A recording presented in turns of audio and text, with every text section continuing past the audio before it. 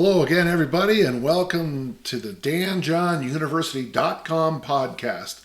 This is episode number 47. Let's begin with two questions from Graham. First, the older I get, the more I realize the more we need to learn from those that have experienced and been through it already. That's a really good point, yeah. If you go back in time, what advice or tidbits would you give to a young Dan John on life and lifting? Graham, I really like this question. What advice would I give to young Dan John? Well, the first thing, and maybe some of our listeners will know this already, is that it was all right there and I didn't know it. A couple weeks ago, my sister sent me these things, and these are my father's book reports from when he was in high school. I don't want to get all teary-eyed or anything, but it is stunning. This review of a book I do want to read, The Flying Islands of the Night. My father looked at it on November 4th, 1934. In this one, we have collections of his work all the way back to 1931. Besides the fact that I think this is a superior method of teaching, we'll go through that on a podcast coming up. But I don't know why we do it, but we push back on our parents' advice so much. And I don't have the chance anymore to talk to them. My mom died almost 40 years ago now, and my dad 29 years ago, which stuns me to say out loud. So the first thing I do is sit down and listen to your mom and dad, because that's not going to happen very often. I heard another interesting thing a couple of weeks ago. You never know when it's the last time you'll pick up your own child. And I thought, wow, that is a bit of hard-earned wisdom there. So the first two things, enjoy your family, enjoy your friends, because everything in this life passes far too quickly. Advice in the world of sports, I would tell them to get out of the back of the ring and the discus a lot better. And really just stick to what you're doing. The one thing I would ask little Danny John to do a little bit more is back off, ease up on some things. He was a massive overtrainer until his senior year at Utah State. And it's funny, I look back when I look back at my journals of 1979, my senior, I realize that the volume of work I'm doing is exactly what I would recommend for a Division I thrower now. Basically snatch and clean, and don't worry about it. You're strong enough, you need to throw farther. I would certainly have him be a better reader. I think I'm well read, but there's those great opportunities in high school and college to read, and I wish I would have taken that more seriously. Don't drink milk. Milk isn't good for little Danny John. Eat more vegetables. Eat sauerkraut. The basics. Earlier, I should have learned how to meditate and fall asleep quicker, but I figured that one out. So those would be the things. Pretty general things. Nothing too crazy. In fact, it's really important. I'm glad it's nothing that's too, out there. 2, hip health. Because I had a condition called pistol grip hips, I seem to be an expert on hips. What's your thoughts and recommendations, especially if you follow squat, push, pull, and hinge programs where the hips get frequent beatings? Also, is there anything you feel helped or hindered your own hip health in the past? Yeah, no, on that, there's nothing. It was a condition I was born with. Dr. Gibbs was extremely clear to me. Genetic roulette. I don't think it's a problem that your hips work hard. When I was young, we used to always talk about the concentric circles. So basically maybe where your navel is, or maybe a little where your belt buckle is, that is the center, and then you concentric circles, bullseyes out.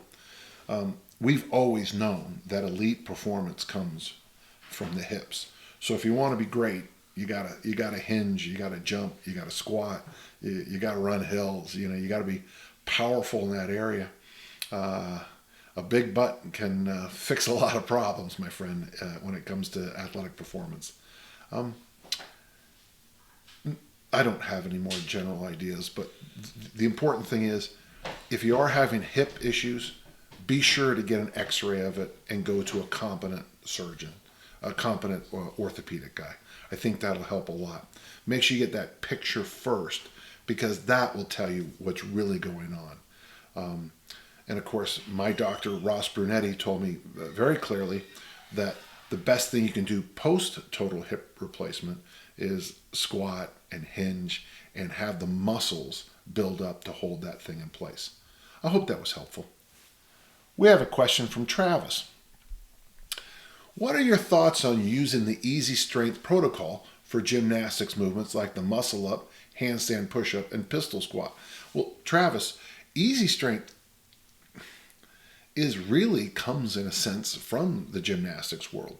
The way you get good at gymnastics is doing doses every day of gymnastics, and you just keep on keeping on until you master it. So there was a time I wanted to do a muscle up. I was with Danny Cavaldo, and he showed me some tricks. And he said, it's a pretty easy thing to do. And he showed me a few things, and I was like, oh, that's interesting. And then I kind of ran out of interest for doing it. But the bulk here, daily doses of all three of those are far better than just trying to push them in on one day. Funny thing is, I have had students be able to master the pistol squat the very first time they ever saw the exercise and do it flawlessly. The pistol squat, the handstand push-up, and muscle-ups tend to favor a certain kind of genetic look. As my athletes, for example, my offensive lineman, the 6'4", 260-pound high school kid, they're not going to do a lot of pistol squats and muscle-ups. But the boy who's 5'4" and just ripped to shreds seems to be able to pop those up pretty easily. But yes, Travis, easy strength is the way we do things in gymnastics. We have a question from Andrew. Is there any reason one shouldn't repeat easy strength multiple times with different exercises back to back? Is easy strength sustainable as a year-round program? Yes. One thing you'll notice is if you do the vertical press, the vertical pull, deadlift as your big three, you'll probably have plenty of variations in the deadlift and the overhead work, but you're going to have to probably shift over to the row family, which always is a problem. But, if you're comfortable doing pull-ups, chin-ups, neutral grip, maybe lat machine or variations like that, you should be okay. You will have a nice level of strength if you decide to, if you want to do a fat loss period. That's when you would add the longer walks in every day. Do easy strength, go for a walk. And that would be when you'd probably get real serious at tightening down your diet. But yeah, Andrew, I think this is a very good idea. Personally, I can't do it because of my own little issues with, we used to have letters for it. But the fact that I just can't stay focused if I stay on the same program too long. I did do one program for 7 straight years, the Pacific Barbell Club program, but that's because I had a great coach, Dick Nottmeyer, who basically told me, you're going to do this. Maybe you need me to just say, hey, do this. One thing I'd like you to do before you even start, Andrew, is write out the variations that you think you want to do over the year, so you have that kind of in front of you as you begin, okay? Thanks so much. It's a good question. Thank you. We have a question from Oliver, and he adds a bit of a twist to this. What are the primary goals of the 10,000 swing challenge? Goal number 1, I was asked by Testosterone Nation to write an article about a 10,000 swing challenge. So for me, the goal was to get paid to write an article. And then, of course, the thing had a life of itself. Then Oliver asks some options. Improve the technique of the kettlebell swing, improve the strength of the hinge pattern and strength, improve stamina, or all of them. I would say actually from the responses I get back from people, it's all of them. One thing you'll find if you take the swing seriously for those 20 days, 500 swings a day, you get pretty good. People they'll send me their videos. I succeed, and they'll show me their swing technique, and almost universally it's swing technique I do not like. Very lazy at the top with the bell, flips up like this, and they've got those T-Rex arm finishes, I know that was the way a kettlebell instructor was teaching it for a while, but that's what happens. You get someone teaches something wrong and it becomes right very quickly. But the big goal is to, for me, Oliver, so this is going to be one you don't. The big goal is for the next 20 days, can I do 500 swings and finish it? And for me, sometimes that's a better goal than anything else I can say. One of the reasons I've always liked Lent so much, the period that the Christians have in the spring, where they try to eliminate something, or they do a certain kind of fasting, a certain kind of giving up things, is the idea that at the end of it gives you a chance to reevaluate that thing you gave up. I gave up soft drinks in the eighth grade, and I've never had a soft drink really since then. The other night I had some Sprite, but there was bourbon in it. So,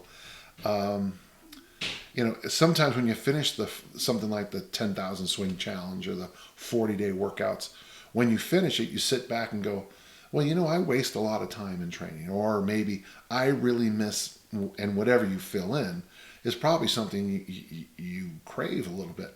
When I finished the 10,000 swing challenge, every single time I couldn't wait to get back on the barbell. So that's an advantage you might have missed too. But truthfully, all the things you say are true here. We got another great name. Daniel writes us. My son is 8 years old, 30 kilos, and has been joining me in my workouts recently and seems interested to do more. That's a good sign. You got the young man about the same time I started lifting weights.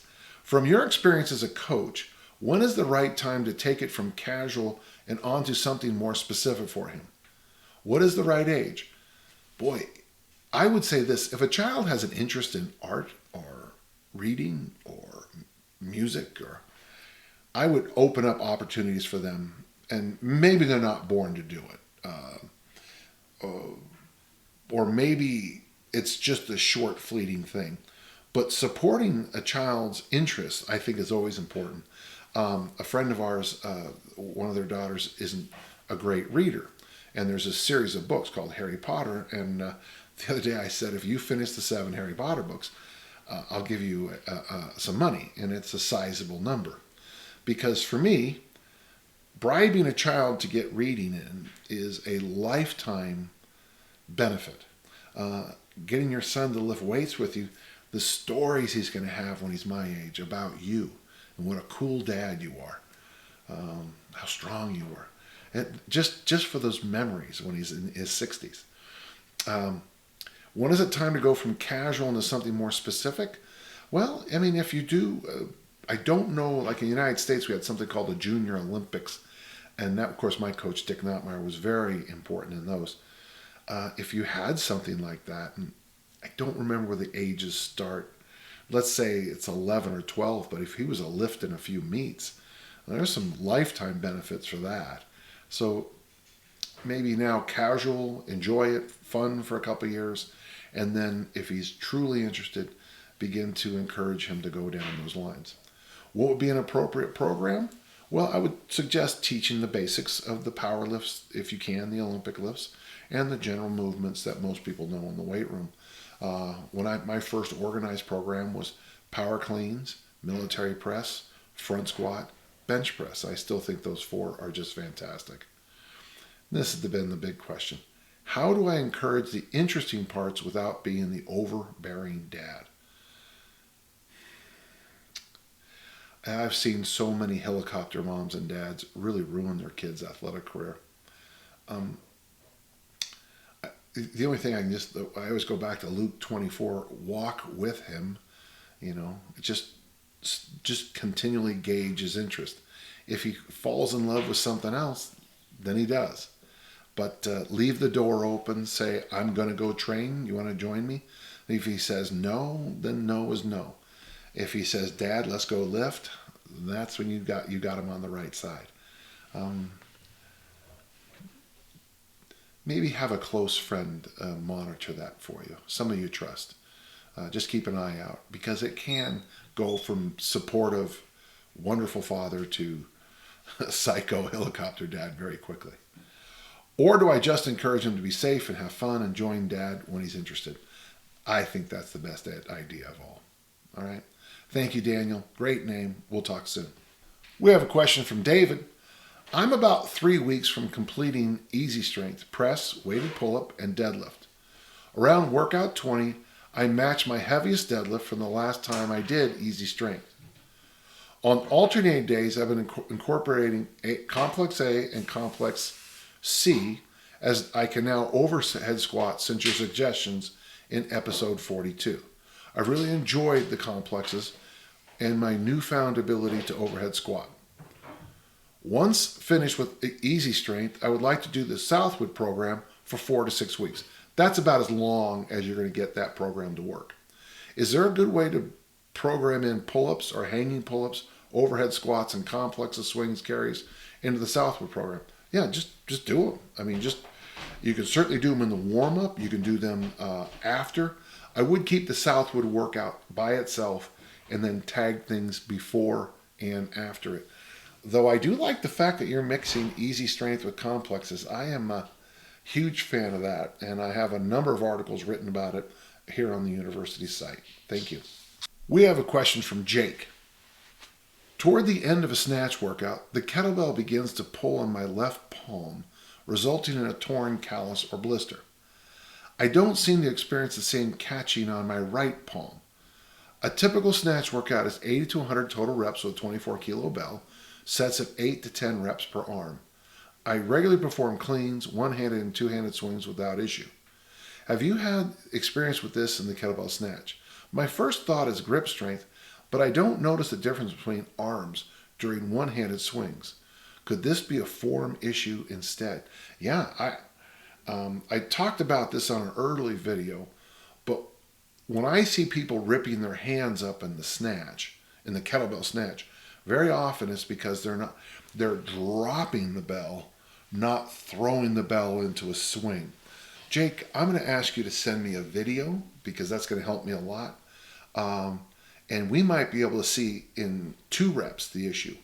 Or maybe we won't, but I need to see those reps. So Jake, please send in a video if you want to send it to, or put it up on YouTube or whatever, any way you want to host it. I need to see it, and thank you. We'll get back to you. We have a question from Eric. I have a 2-year-old son and twins on the way this summer, boy and girl. Since we have clearly established that being fit includes all areas of life working well, I am wondering if you have any favorite parenting books. Oh boy. Oh, well, here on the sites, on both sites, danjohn.net and danjohnuniversity.com, I have a little book. It's free on the site. You also get it on Amazon for a couple of bucks. It's a PDF from dad to grad, and it's basically my vision, Eric, of how it's got things about raising kids, about chores, about all kinds of things. I think the most important thing, Eric, well, obviously, safety, nutrition, sleep, hygiene. Okay, all obviously those. They are watching you. They are watching you constantly.